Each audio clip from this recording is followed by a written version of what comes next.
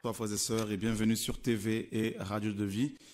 Voilà, nous sommes en direct, il est 20h29, heure locale, heure de Paris.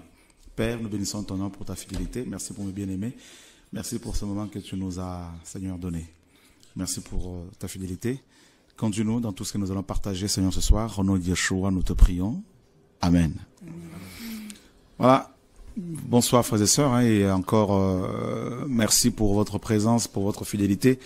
Vous êtes nombreux à vous connecter sur TV, Radio de Vie. Vous êtes de plus en plus nombreux à nous écrire et pour nous témoigner de votre amour pour la vérité, de ce que le Seigneur fait dans vos vies.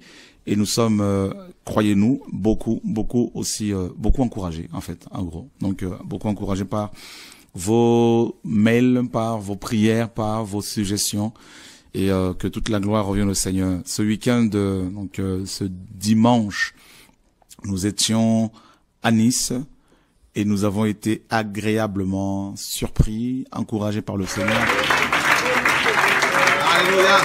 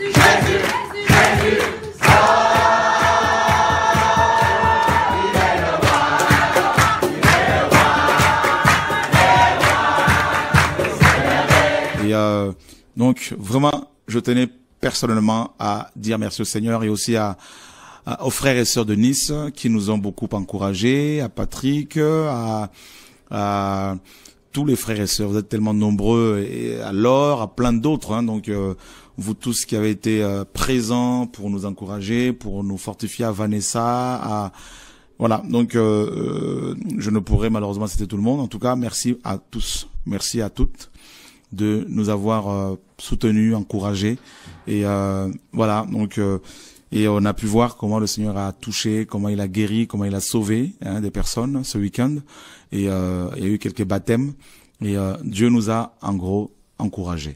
Personnellement, je suis rentré boosté, fortifié, parce que on sent, on voit que les promesses du Seigneur sont oui et amen, et voilà, donc on va certainement recevoir rapidement les vidéos de cette mission à Nice, parce que voilà, donc j'ai pas pu les ramener avec moi. En tout cas, on va rapidement nous les envoyer par Patrick, afin que vous les ayez aussi rapidement, parce que je sais que beaucoup veulent savoir ce qui s'est passé là-bas à Nice. En tout cas, que le Seigneur soit béni.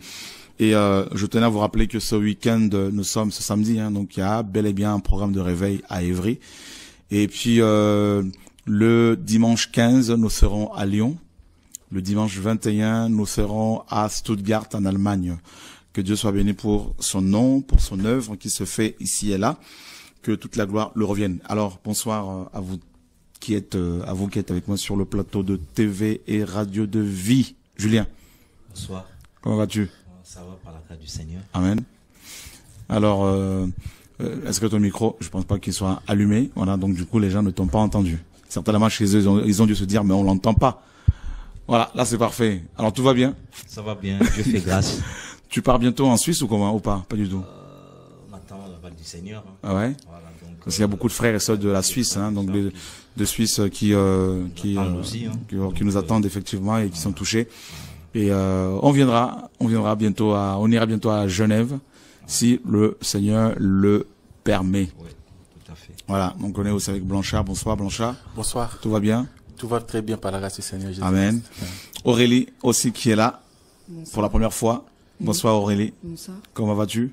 Ça va bien par la grâce de Dieu. Amen. Dieu fait grâce. Oui. Et puis nous avons aussi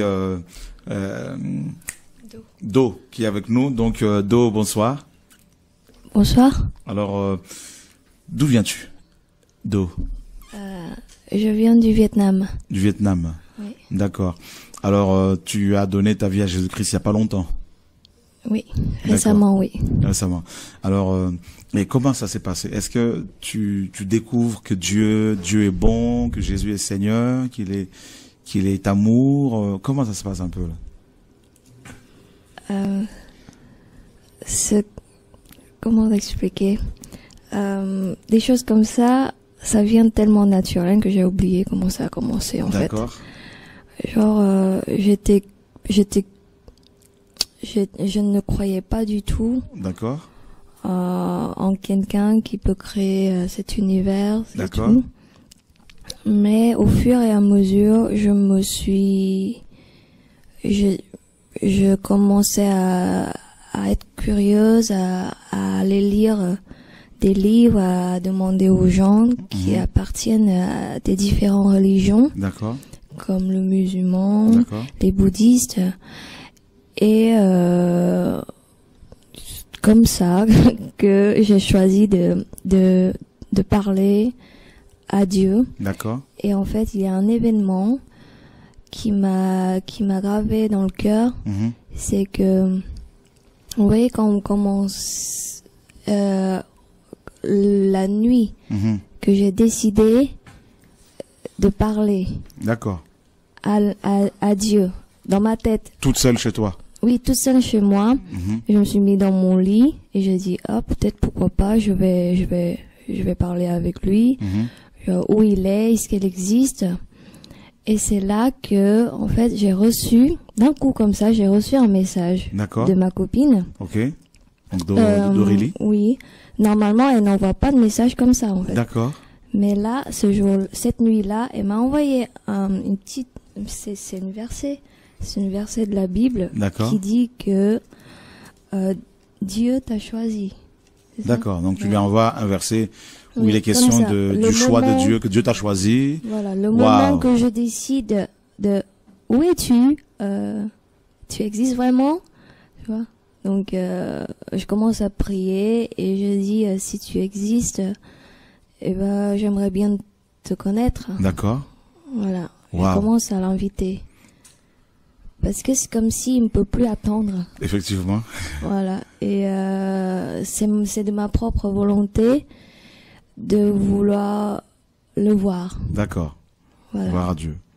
Et là, Dieu te répond comme ça. Ça me fait quelque chose parce que je ne crois pas au hasard comme ça. D'accord. Amen. Mais ça me fait quelque chose. Et depuis ce temps-là, je commence à m'intéresser de plus en plus et je commence à lire la Bible. Et plus je lis, plus je trouve ça génial et que c'est comme si c'est le guide. Amen. De vivre pour nous humains. Amen, amen. Amen. Gloire à Dieu. Waouh, que Dieu soit béni. Quel témoignage, mes amis. Le Seigneur touche vraiment les nations.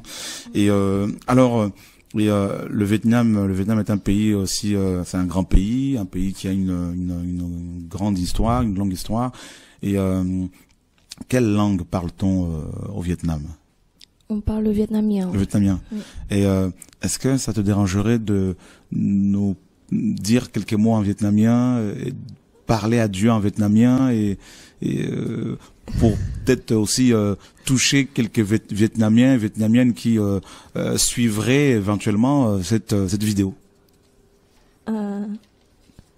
Pour dire la vérité, en fait, j'ai pas encore lu la Bible en vietnamien. D'accord. Je suis plus habituée à la version Française, d'accord. et anglais. Ah, ok. Mais comment on dit bonjour alors en vietnamien? En général, on dit Xin chào. Xin chào. Voilà. Ah, donc j'ai bien prononcé, ouais. Xin chào. Oui, voilà, Xin chào. Waouh. Xin chào. Que Dieu soit béni. Ah ben, Xin chào à tous les Vietnamiens qui, n'est-ce pas, suivent cette émission, hein. Donc, que le Seigneur soit glorifié.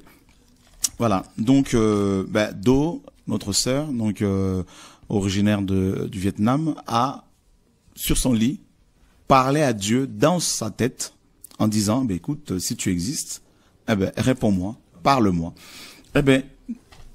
Automatiquement, le Seigneur lui répond en se servant d'Aurélie, sa copine, qui lui envoie un verset biblique où il est question du choix de Dieu. Hein, que tu es le choix de Dieu, que tu as été choisi par Dieu. Et ça, c'est magnifique, sachant que le Vietnam est un pays bouddhiste. Hein, donc, voilà. Donc, et voilà comment le Seigneur, il va choisir notre sœur, que son nom soit glorifié. Alors, quand on voit des millions de chrétiens qui se disent « Moi, Dieu ne me répond pas. Moi, Dieu ne me parle pas. Je prie, je jeûne, Dieu ne me parle pas. » Et voilà une sœur, Do, qui n'était pas du tout chrétienne, qui est issue d'un pays, n'est-ce pas, bouddhiste, et qui, dans sa tête, se dit, Dieu, si tu existes, parle-moi, et instantanément, Dieu lui parle. Donc, je crois que Dieu parle, effectivement, à tous ces chrétiens qui se plaignent en se disant, il ne me parle pas. Dieu leur parle, mais simplement, on ne saisit pas toujours son langage. Voilà. Donc, comment, justement, Dieu parle? Et là, vous voyez, Dieu a parlé et Do a eu le discernement, alors qu'elle n'est pas, je veux dire, elle n'a pas fait des années dans la vie chrétienne, hein, donc elle a discerné que c'était Dieu qui lui parlait, et elle a commencé justement à suivre le Seigneur, à lui obéir. Donc Dieu parle, nous dit la parole, il parle bien sûr d'abord dans sa parole, n'est-ce pas? Et comment Dieu parle véritablement? Nous sommes dans Hébreux chapitre 1er. Alors, Hébreux, c'est la page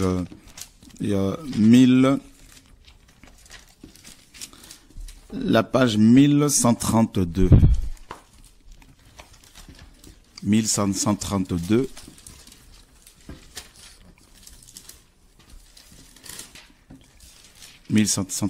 C'est là, voilà.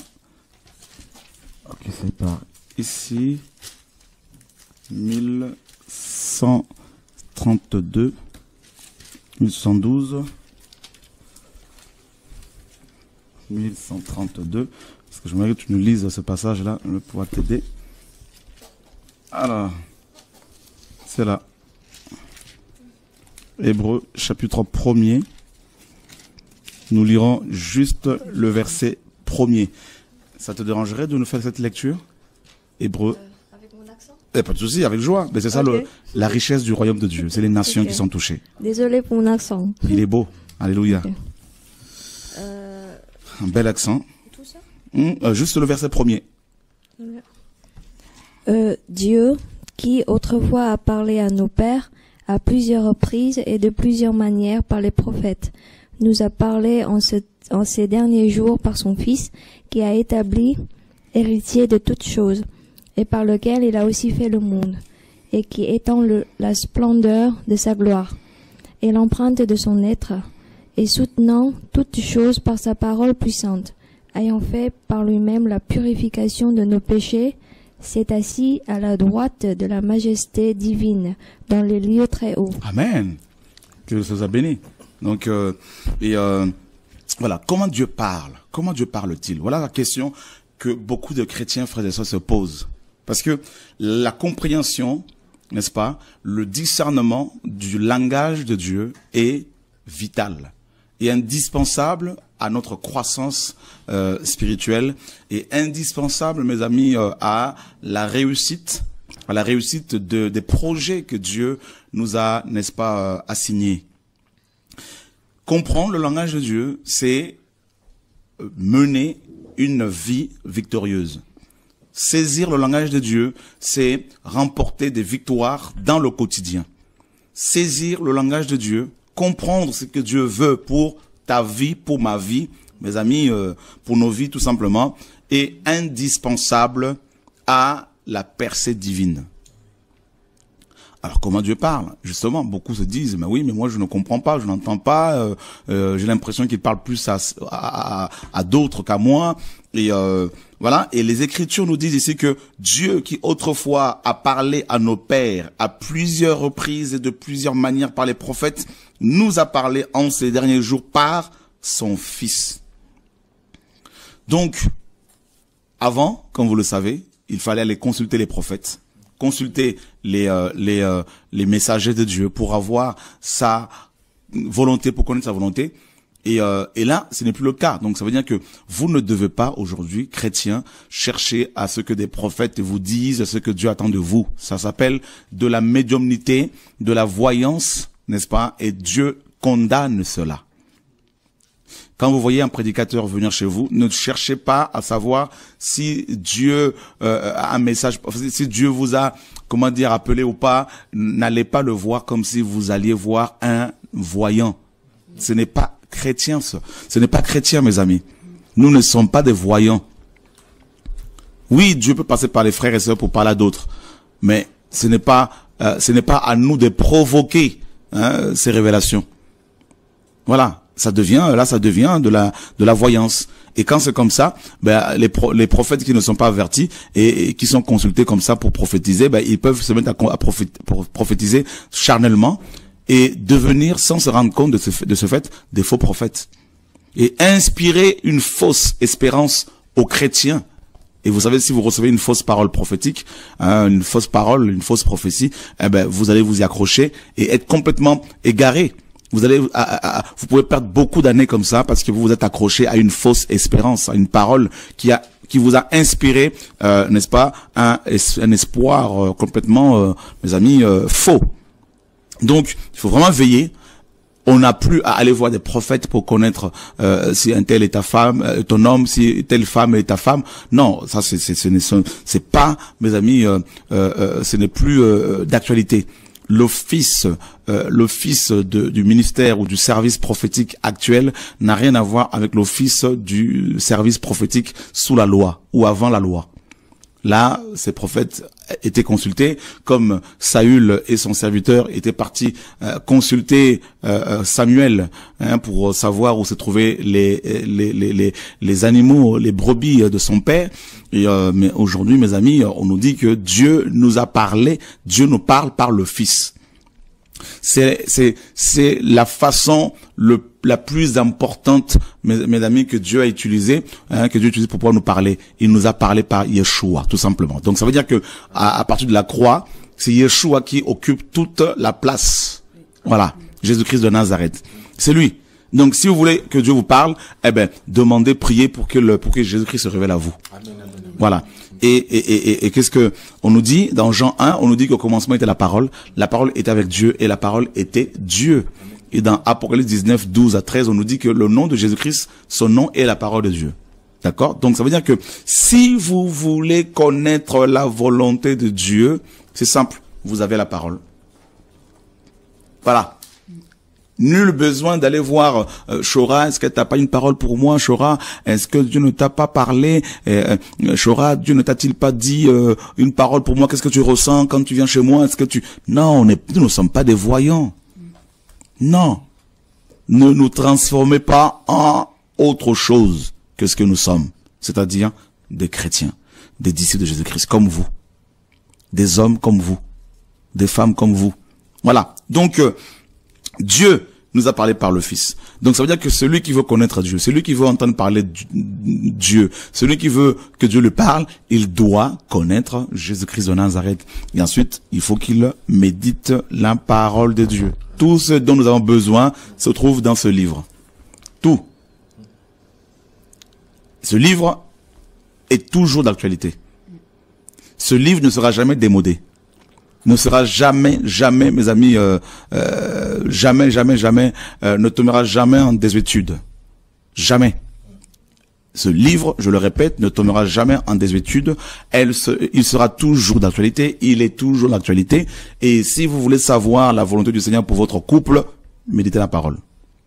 Vous voulez savoir, connaître la volonté du Seigneur par rapport à votre marche chrétienne, méditez la parole. Vous avez des projets de mariage, vous voulez savoir si l'homme que vous voulez épouser, qui veut vous épouser, est de Dieu ou pas, comparez sa vie avec la parole de Dieu. Il est dit dans Matthieu 7, on reconnaît un arbre à ses fruits. Regardez, est-ce que cet homme est comme Jésus? Cet homme marche-t-il comme le Seigneur Jésus-Christ? Cet homme parle-t-il comme Jésus-Christ de Nazareth? Donc comparez la parole du Seigneur avec cet homme. Est-ce qu'il marche selon la parole? Est-ce qu'il obéit à la parole de Dieu? Cette femme qui veut être avec vous, cette femme que vous allez épouser, marche-t-elle selon la parole du Seigneur? L'église que vous fréquentez, applique-t-elle la parole du Seigneur? Le site sur lequel vous allez, n'est-ce pas, dessus, sur lequel vous allez, le site que vous allez visiter souvent, est-ce que ce prédicateur parle plus de la parole de Dieu ou plus des autres? C'est simple. Si vous êtes sur un site où ce monsieur ou cette femme passe sa vie à parler des uns et des autres, ce site n'est pas de Dieu. Parce que la parole est claire. C'est Jésus et Jésus seul qui doit occuper toute la place. Jésus-Christ de Nazareth, il doit être au centre de toutes choses. Voilà. Paul disait dans 1 Corinthiens 2 aux Corinthiens, il disait, je ne veux rien savoir parmi vous que Christ et Christ crucifié. Crucifié. Jésus-Christ crucifié. Voilà. Donc, je le dis et je ne cesse de le dire, mes amis. Tout enseignement, toute prédication, toute exhortation, toute, mes amis, doctrine, tout site internet qui ne glorifie pas le Seigneur, qui ne met pas Jésus-Christ au centre, n'est pas de Dieu. Toutes ces choses ne sont pas de Dieu. Si tel est le cas, vous devez carrément, mes amis, les fuir, les quitter pour aller vers le Seigneur, surtout en ce temps de la fin. Parce que rappelez-vous bien que nous sommes fiancés à Jésus-Christ, et en tant que fiancés, nous nous préparons, bien sûr, nous devons nous préparer pour les noces. Et plus nous allons découvrir le Seigneur, Jésus-Christ, plus nous allons nous sanctifier pour les noces, pour le retour du Maître. Et c'est pour cela, mes amis, nous avons intérêt, vraiment, vous avez intérêt à chercher à savoir qui est Jésus-Christ, qui il est, en tant que chemin, en tant que vérité, en tant que vie, en tant que lion, en tant qu'agneau, en tant que Père, en tant que Fils, en tant que Saint-Esprit, en tant que lumière, en tant que, mes amis, l'eau de vie, en tant que feu, en tant que, je sais pas, pain de vie, il y a plein de choses. Et il a plusieurs, mes amis, fonctions, plusieurs facettes. Donc et voilà, donc là la parole est claire et ce ne sont pas les anges qui doivent venir nous parler matin, midi, soir, même s'ils nous parlent, ils ne peuvent que nous parler de Jésus-Christ. Voilà. Donc Paul le disait, il était catégorique quand il disait que si quelqu'un vient vous enseigner une doctrine que nous ne vous avons pas, si quelqu'un vient vous enseigner une doctrine que nous ne vous avons pas enseignée, qu'il soit anathème. Voilà, c'est exactement ça. Donc, excusez-moi un peu. On est un peu dans les émotions parce que quand on parle du Seigneur Yeshua, je dois me contenir un peu ce que je ressens là pour pouvoir délivrer calmement le message. Voilà, parce que voilà, que Dieu soit béni. Donc, Paul disait que et si nous-mêmes ou un ange du ciel vous annonçait un évangile s'écartant de celui que nous vous avons annoncé, qu'il soit anathème. C'est clair, la parole est claire. Seul Yeshua doit être révéré, glorifié, magnifié, élevé. On dénonce le péché, on dénonce la religion, mais on doit révéler Christ aux gens par les enseignements, par la prédication, par les exhortations, par le partage, par l'évangile que nous apportons. Et c'est ça, mes amis. Donc Dieu nous parle, oui, Dieu parle aujourd'hui par la parole, il parle en songe, oui, ça on le sait, il parle dans les visions, oui, par les prophéties, oui, parole de connaissance, parole de sagesse, oui, par le discernement des esprits, nous sommes d'accord, mais Dieu parle plus par le Fils, par Jésus-Christ de Nazareth. Et c'est pour cela que le dernier livre de la Bible s'appelle la révélation de Jésus-Christ. Apocalypse. Voilà. Donc, c'est ça. Et c'est simple. Ça paraît simple, mais en même temps compliqué pour ceux et celles qui veulent se compliquer la vie. qui veulent à tout prix entendre des paroles qui les encensent, qui le glorifient, qui les magnifient, et qui les caressent dans le sens du poil. Jésus et Jésus seul. Voilà. Voilà, c'est ça l'évangile.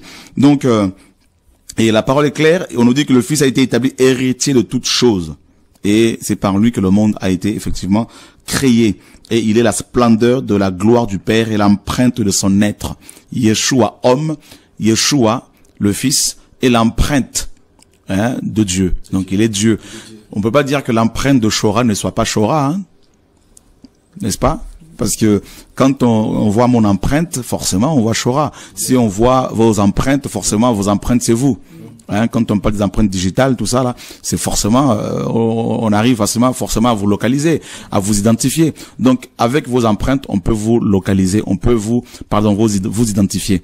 Donc si vous voulez identifier Dieu, vous avez besoin de connaître Jésus-Christ, qui est l'empreinte de Dieu. Jésus-Christ bien sûr en tant que Fils. Donc vous voyez, mon empreinte est intrinsèquement liée à moi. Vous ne pouvez pas me séparer de mon empreinte. Donc, Jésus-Christ, l'empreinte de Dieu, ne peut être que Dieu lui-même. Voilà. Voyez. Donc, vous n'allez pas prendre Jésus-Christ, l'empreinte de Dieu, pour en créer un Dieu, n'est-ce pas, totalement à part. Et non, il est le Dieu tout-puissant. Il est l'empreinte de Dieu. Il est lui-même Dieu. Il est le Fils. Il est le Père. Il est le Saint-Esprit. Voilà. Donc, la parole est claire. Et la parole nous dit qu'il a, n'est-ce pas, puissamment fait la purification de nos péchés. Et il s'est assis à la droite de la majesté divine dans les lieux célestes. Les lieux très hauts. Donc, bien sûr, il n'y a pas deux personnes sur le trône comme certains nous le font croire, pardon. Certains nous font croire qu'il y a deux personnes sur le trône. Mais ce sont des gens, excusez-moi du terme, c'est des gens qui méritent d'être délivrés par la parole. Parce que quand on dit qu'il est assis à la droite de la majesté divine, cela ne veut pas dire qu'il y a deux personnes sur le trône. Il y a des passages qu'il ne faut pas interpréter littéralement, comme quand le Seigneur dit que si ta main droite est une occasion de chute pour toi, il faut la couper. On va pas la couper physiquement. C'est un message. Là, il faut faire une interprétation allégorique, n'est-ce pas? Donc, c'est un message, n'est-ce pas? C'est comme une sorte de parabole. Quand on dit qu'il est assis à la droite du Père, de Dieu, cela veut dire que il occupe la position la plus haute, la plus élevée, parce que la droite, en hébreu, chez les Hébreux, la droite est le symbole de la puissance, de la gouvernance, du gouvernement, de la suprématie, de la prééminence. Voilà, donc c'est pas comme s'il y avait deux personnes sur le trône. On nous dit que l'agneau était assis. Jean l'a dit dans Apocalypse 4, l'agneau 5, l'agneau est assis il est assis au milieu du trône dans Apocalypse chapitre 5. Donc on n'a pas dit que voilà, Jean n'a pas vu deux personnes sur le trône. Il y a un seul être, Adonai, El Shaddai, El Elyon, Yeshua, Yahweh, le Dieu d'Israël. Voilà, mes amis. Et donc, si vous voulez que Dieu vous parle, c'est simple. Priez que le Seigneur se révèle à vous. Méditez la parole de Dieu. Notre sœur Do l'a vécu, l'a expérimenté.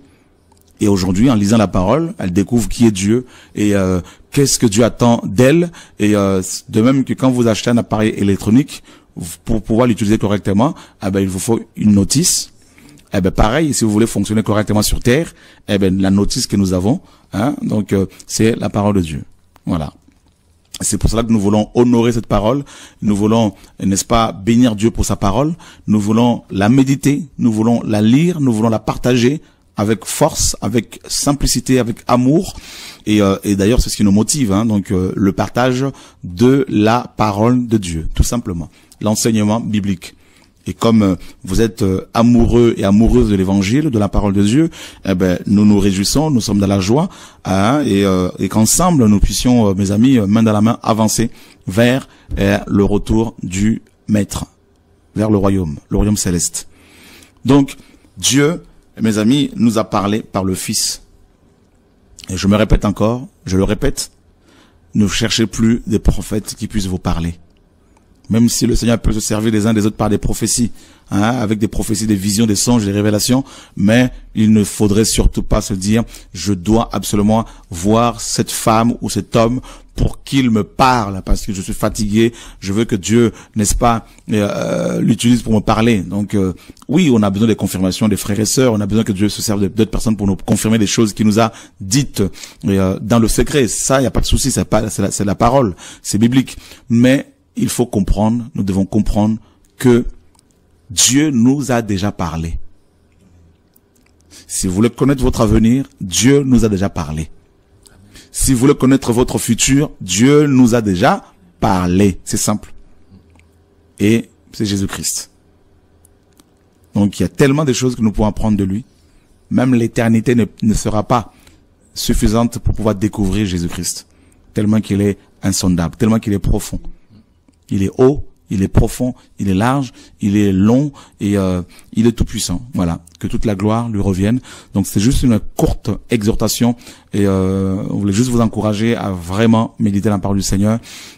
Plus vous la méditez, plus vous allez être purifié, plus vous allez être sanctifié, émondé, plus vous serez émondé, guéri, restauré.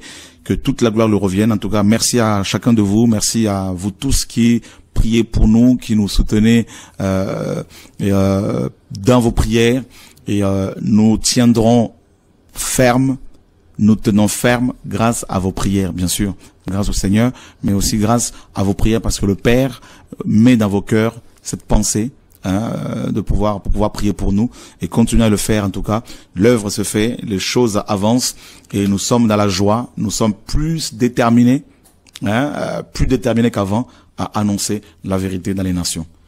Que toute la gloire soit rendue au Seigneur, au nom de Yeshua.